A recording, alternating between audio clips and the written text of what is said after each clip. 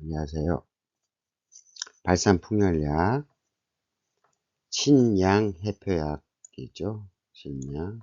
보통은 이제 온병, 열병 중에도 온병이라는 게 있어요. 고르거나 이제 두진이라고 해서 피부병에 쓰는 거. 박하, 우방자, 상엽, 국화, 갈근, 시호, 승마, 만향자, 담두시, 선태, 부평, 목적. 요거 이제 자주 읽다 보면은 익숙해지니까요. 그렇게 꼭 해주시고. 처음에 박하. 박하가 이제 맨솔입니다. 맨솔. 맨솔은 다 아시죠? 그 맨솔 향이 나는 것은 박하 향을 하는 거고. 여기 이제 꿀풀과 식물입니다. 꿀풀점이고 특히 상초에 풍요를 솟아난다 그래서 그 다음에 이제 드시게 되면 이제 내복을 하게 되면은 이제 중추신경을 약간 흥분을 해서 발안 해열시키고 특히 장내 가스를 좀 제거해 주는 역할을 해요. 그래서 여러분들 뭐죠, 위청수 뭐 이런 거에 보면 약간 박하향이 나는 게 그런 의미로 지금 쓰는 거거든요. 그리고 이제 외용하게 되면 우리 맨솔이랑 같이 화한 거, 그래서 소염, 지통, 뭐 지향이라 하면 이제 가려움을 조금, 소양증을 없애주는 거, 그런 데도 이제 쓸 수가 있어요. 우방자, 우엉 아시죠? 우엉. 우엉씨예요, 이거. 그래서 서점자라 그래서 다른 이름이 이게 우방자 외에 서점자, 악실. 그러니까 가끔 처방에 악실로 해서 처방이 되는 경우가 있어서 악실을 우방자다, 서점자다라는 걸 좀 아시면 좋고, 보통 요것도 특히 우리가 종기가 나면 이렇게 종기가 났을 때 아직 터지지 않은 상태, 그때 이걸 써서 인후통에 요걸 또 많이 써줘요. 그 목이 부어가지고 텅텅 부어서 침 삼키기도 어렵다, 그럴 때 이 우방제를 써줄 수가 있습니다. 그 다음에 상엽은 말 그대로 뽕나무 잎입니다. 뽕나무 상자 있죠. 그래서 그거하고 관련된 약재들이 뽕나무 가지, 상지, 뽕나무 뿌리 껍질, 상백비. 이게 상표초는 사실 그 사마귀 알집인데 이 상자는 뽕나무 상자예요. 그 다음에 요거 표초 들어가는 게 또 해표초가 있어요. 해표초. 해표초는 뭐다? 갑오징어 뼈다. 그래서 뭐 이게 수삼약에 들어가는 걸로 알고 있어요. 갑오징어. 갑오징어 뼈 이렇게 큽니다. 물론 조그만 건 조그만데 보통 사이즈는 이렇게 큰 거니까 하얗게. 이걸 이제 가끔 이 해표초는 새 기르는, 조류 기르는 분들, 우리 알을 낳잖아요. 그게 칼슘이잖아요. 요거를 먹이시더라고요. 해표초를. 그 다음에 이제 상기생, 뽕나무 안에 기생하는 식물이 있어요. 우리 곡기생이라 그래서 나중에 강근골령 나오는데, 그거는 참나무에 기생하는 곡기생이고, 얘는 상기생. 그리고 또 그 연기생이라 그래서 우리 동백나무에도 기생 식물이 있어요. 그건 뿌리가 없이, 그러니까 요 기생 다음에 하죠.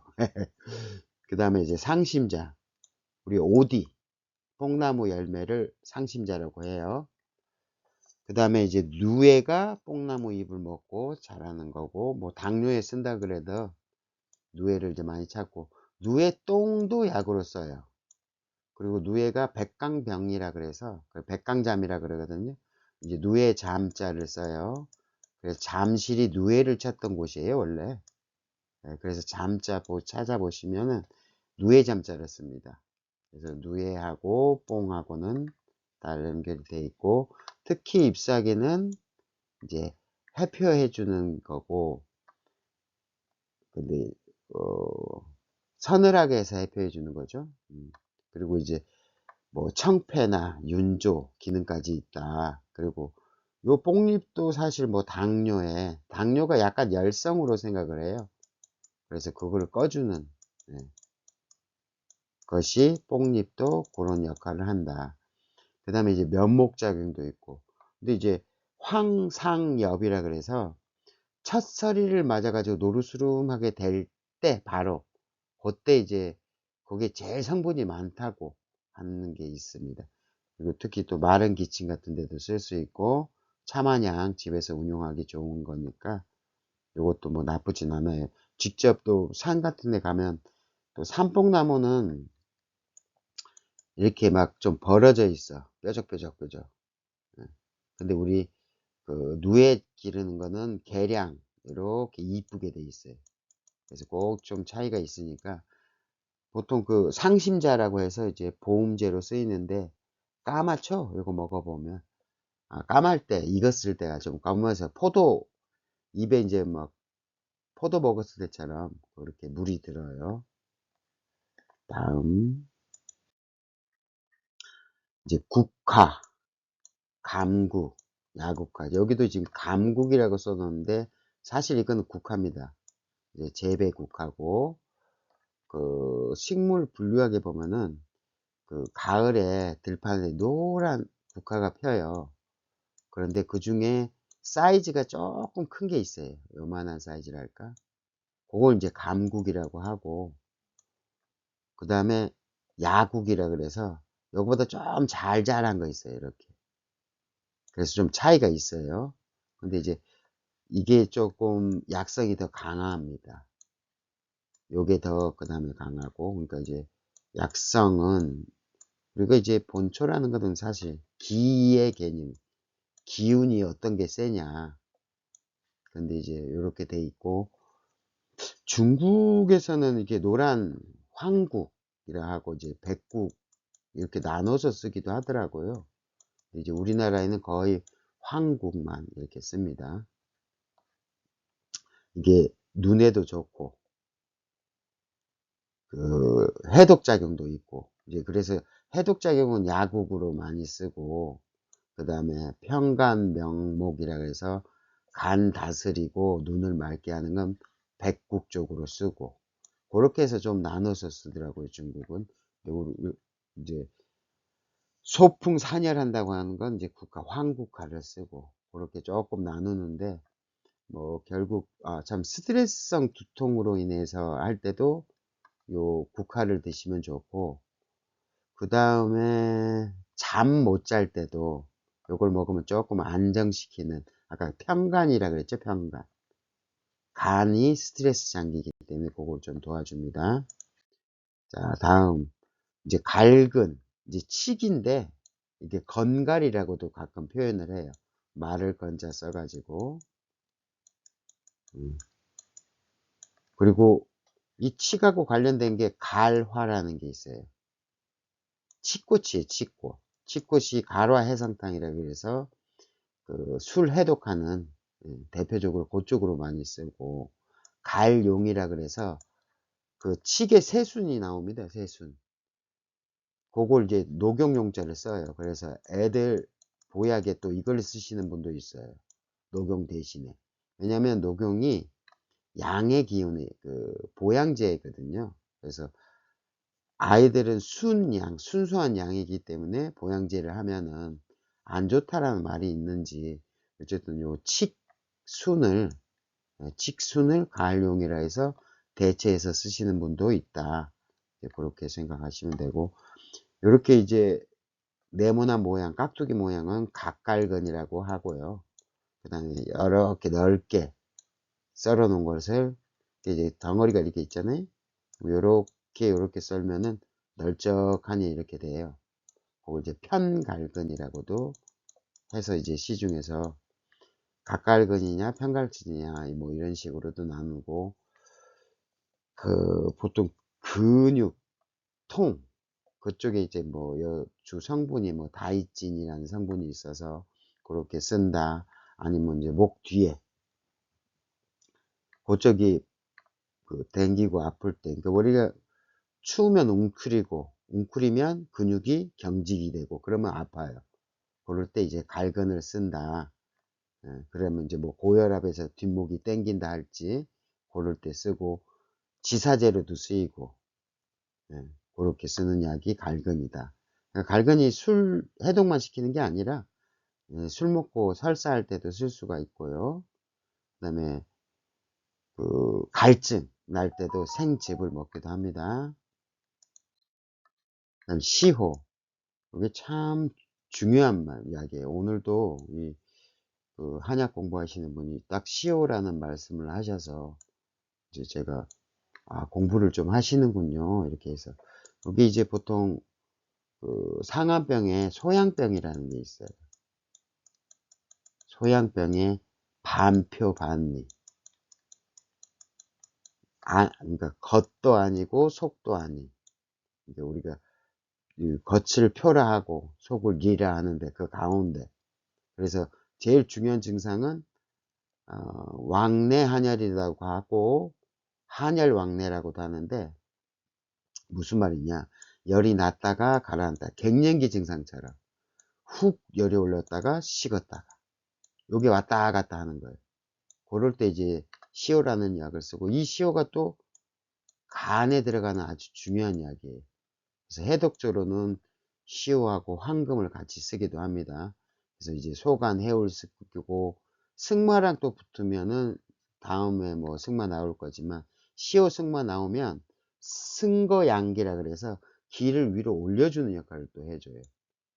그래서 요거는 간 담경으로 들어가는 약이니까, 만약에 한열 왕래면은 시오하고 황금을 쓰고, 그 다음에 기를 위로 올려줘야겠다 하면 시오하고 승마라는 약을 쓰고요. 이제 승마는 다음에 또 설명을 드릴게요. 네, 바로 이게 승마. 이게 사실 요게 이제 오를승이에요, 원래는. 근데 요 승마를 이렇게 쓰면 요거 의미는 거의 위로 올린다는 뜻이고, 승마가 재밌는 게 조금 쓰면 승양, 아까 시오랑 승양, 기를 위로 올리는 개념인데, 많이 대량으로 쓰면은 해열의 의미가 있어요, 해열. 그래서 뭐 승마 갈근탕이라는 처방에 보면은 해표시키고 그런 지혈시킬 때도 요거를. 그래서 서각이라는 약이 코뿔소 뿌리인데, 서각지향탕이라는 처방인데 이 서각을 못 쓰게 해요. 사이치즈라 그래서 세계 뭐 동물 보호 협회에서 거래 못하게 하는데, 그거 대신에 얘를 대량으로 써라라는 말도 있어요. 물론 이제 서각 대신에 수각이라는 약을 쓰기도 하지만, 특히 안면 쪽 올라져 있으면 제일 위쪽이 얼굴이잖아요. 얼굴에 열 끄는 약이기도 하고 그래요, 이게. 그래서 아마 이게 갱년기에 얼굴 면 홍증, 얼굴 붉게질 때 그 승마로 만든 그 양약 뭐 있다고 하는데, 그게 또 외국에서도 물론 이거하고 다른 종이긴 한데 거기도 승마 종류더라고요. 그래서 갱년기 얼굴 붉어질 때 쓸 수 있다고 해서, 뭐 저희는 요거 말고도 뭐 치자라든지 황년이라든지 황금이라든지 이렇게 열 끄는 약이 다음에 이제 공부를 하겠지만 그런 데도 쓸 수가 있지만, 이것도 해독 작용도 있고 투징. 그리고 또 재밌는 게 그 우리가 윗니빨, 윗니빨은 위의 문제고 아랫니빨은 대장의 문제, 경락상 그렇다고 해요. 그래서 이제 이빨 아플 때도 이 승마라는 약을 첨가한 처방이 있어요. 그만큼 열도 꺼질 수 있다는 것을 설명드리고요. 자, 만영자. 여기 이제 바닷가에 순비기 나무라고 하는 나무가 있어요. 그리고 지금까지 모든 약재들의 거의 비슷한 공통점, 신양도 하지만 이제 기미가 맵고 서늘하지만 가벼워요.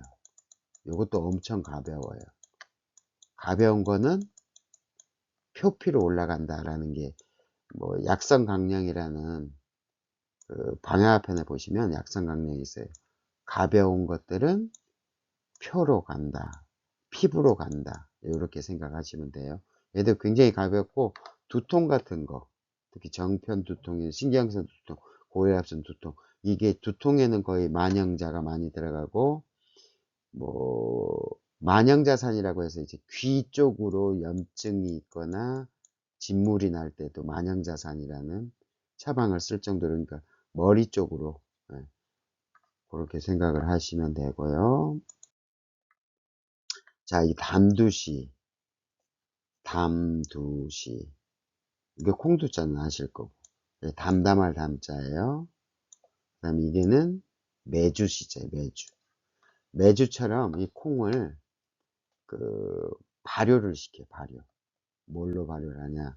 처음에 이제 상엽이라는 약하고, 아까 배웠죠? 첫 상엽, 뽕나무 잎하고 청호라고 하는 약이 있어요. 요걸로 발효를 시키는 경우가 있고, 다음에는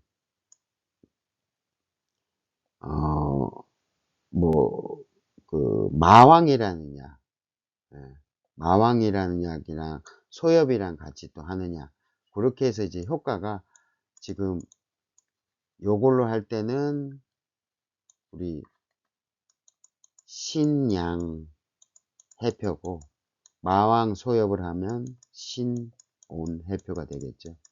그래서 발효를 뭘로 시키느냐에 따라, 여기 있고, 이 콩으로 또 나오는 게 뭐냐면 대두황건이라는 게 있어요. 대두황건이 뭐냐? 콩나물이에요.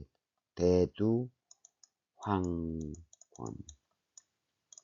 근데 이게 또 어디 들어가냐? 청심환에 들어가요. 청심환. 요것도 이제 물로 그냥 싹 틔운 것만 있기도 하고요. 아니면 아까 이제 마왕이나 이런 대리물로 물을 줘가지고 싹 틔운 거.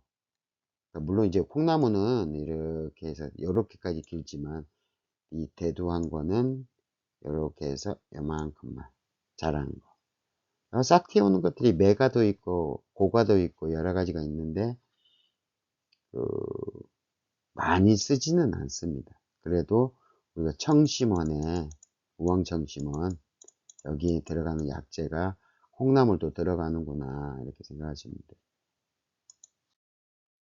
그다음에 부평초, 여기 개구리밥이에요. 뭐 부평초 같은 인생 뭐 이렇게 얘기하잖아요. 개구리가 물 위를 이렇게 떠다니는 거고, 자, 물에 위에 떠다니는 공통점이 뭐냐? 수분 배설이 잘 된다는 거죠. 수분 배설. 부표식물이고, 그래서 연잎이라든지 이런 게 다 수분 대사가 잘 돼서 뭐가 되냐? 다이어트에도 연잎을 쓰잖아요. 근데 이것도 그런 의미로 생각을 하시되, 피부병, 우리 물 위를 떠다니듯이 피부도 우리 인체에 거치니까 그렇게 하시면 되고, 요게 또 뭐를 하냐? 아까 물 조절을 했잖아요. 행수, 움직일 행, 물수 해가지고 물 관리를 하는데, 그래서 이 부평초도 그런 데 쓸다. 부평초는 요겁니다. 요거는 미끄러질 활의 활석이고, 선태, 이게 이제 퇴라고도 하고 선태, 그리고 요렇게 쓰이는 게 또 사태가 있어요. 사태. 뱀허물이에요. 뱀허물. 요거를 이제 불에다가 해서 스트롱으로 해서 인후가 부었을 때 그 자리, 요거 이 사태를 그런 식으로 정말 못 고치는 병, 인후통에 아무리 약을 써도 안 될 때 요런 걸 쓰기도 했고요. 그 다음에 이제 민간요법으로는 새우젓, 새우젓을 뭐 거의 태우다시피 해가지고 분말을 내가지고 그 스트롱에다가 해서 목에다 불어줘요. 그러면 이제 거기에 또 잡히는 경우가 있어요. 이게 매미가 땅속에서 올라와서 그 허물이에요. 요거는 이제 산갓, 어, 그 뭐죠, 나무에 이제 매미 울기 전에 보면은 나무에 이렇게 딱 매달려서 이렇게 있어요. 여기서 이제 나와서 나무에서 우는 거고, 거기에 껍질이 남아 있어요. 그리고 요게 3년 전인가 그 파킨슨병 이렇게 우리 진전증 있잖아요. 떠는데 요거 가루를 드시면 된다 해가지고 또 한참 이거 찾으러 다니시는 분도 있었어요. 그러니까 지금 이 한약재들의 그거를 아시고 보통 이제 천연물이라 그래요. 이런 거를 이제 천연물을 연구를 많이 하시더라고요. 그러면 이제 이쪽 공부하시는 분은 이런 데서 이제 힌트를 얻어서 우리 치매약에도 나중에 이제 나오겠지만은 연자육이 있어요. 연꽃씨. 그게 뭐 치매약 그 쥐한테 투여를 했을 때 치매를 일으키고 빨리 그 길을 우리 이렇게 미로 같은 데를 지나가는데 빨리 찾더라. 그래서 치매약 요즘 이것도 연구 많이 돼 있는 상태로 알고 있어요.